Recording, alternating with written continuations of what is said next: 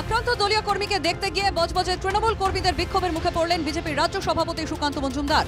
সুকান্তকে লক্ষ্য করে go back slogan দেওয়াই শুধু নয়, জুতো দেখালেন তৃণমূলের মহিলা কর্মী সমর্থকরা।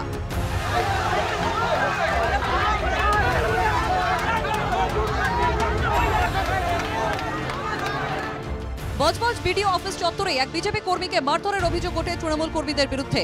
সেই কর্মীকে বৃহস্পতিবার দেখতে গিয়েছিলেন সুকান্ত মজুমদার, কিন্তু আগে থেকে এলাকায় জড়ো হতে থাকেন তৃণমূল কর্মী সমর্থকরা। সুকান্ত এলাকায় ঢুকতেই 100 দিনের কাজের টাকার দাবিতে তুমুল বিক্ষোভ দেখানো শুরু করেন তারা। এক মহিলা কর্মী প্রকাশ্যে জুতো দেখান রাজ্য বিজেপির সভাপতিকে।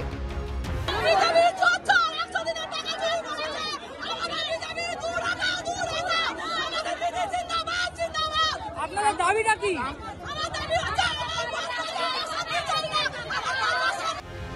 বিক্ষোভের মধ্যে দিয়ে বিজেপির কর্মীর সঙ্গে দেখা করেন সুকান্ত। আহত কর্মীর সঙ্গে কথা বলে তাকে আশ্বস্ত করেন রাজ্য বিজেপি সভাপতি। আক্রান্ত কর্মীকে দেখে সুকান্ত বেরোনোর সময় আরো উত্তপ্ত হয় পরিস্থিতি। তাকে ঘিরে বিক্ষোভ দেখাতে থাকেন তৃণমূল কর্মী সমর্থকরা। সুকান্তকে সেখান থেকে বের করে নিয়ে যেতে রীতিমতো হিমশিম খেতে হয় পুলিশ এবং সুকান্তদের নিরাপত্তা রক্ষীদের। जूते फेंका जा रहा है। तृणमूल कांग्रेस द्वारा प्रायोजित ये पूरा जो डेमोन्स्ट्रेशन है सब जिहादीज है, जिहादीज को लाया गया है ये सब काम के लिए, और इनको देखकर इसमें से बहुत आपको निकलेगा। বাংলাকে কেন্দ্র সরকার কেন বঞ্চিত করেছে, কেন মানরেগার টাকা আসবে না, তখন সুকান্ত মজুমদার বাংলার নারীদের মহিলাদের বললেন তোমরা জিহাদি। ভাবুন তো এই অপমান, প্রতিনিয়ত দিনের পর দিন ভারতীয় জনতা পার্টির নেতৃত্ব অপমান করে যাচ্ছে।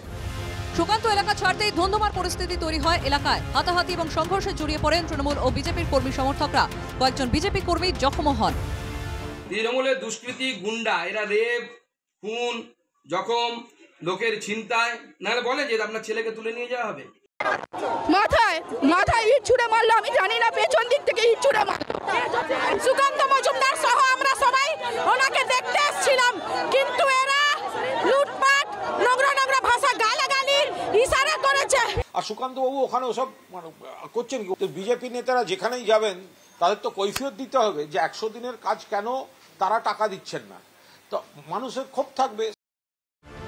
আপাতত শান্তি ফিরেছে এলাকায়, মোতায়েন করা হয়েছে বিরাট পুলিশ বাহিনী। বিশ্বজিৎ নস্করের রিপোর্ট, এনকেটিভি বাংলা।